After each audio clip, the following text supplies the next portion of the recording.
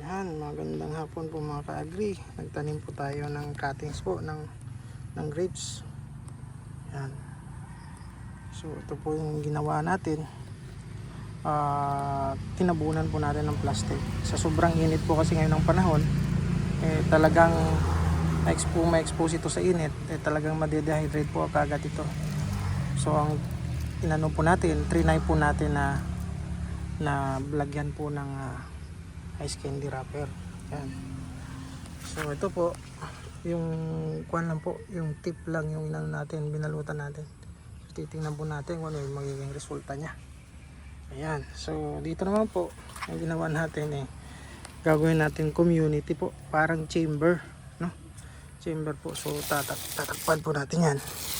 Yan. So ganyan po natin yan and wait for a couple of weeks.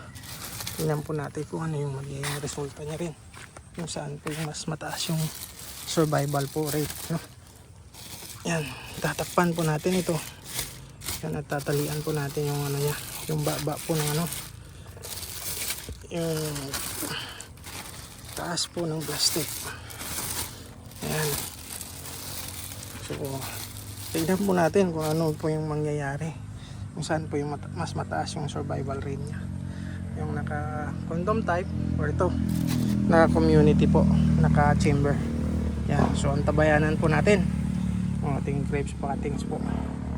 Kunti lang naman po ito, but tingnan natin kung saan po mas mataas yung survival rate niya. Yan. Salamat po mga ka-agri, antabayanan po ninyo. Salamat po.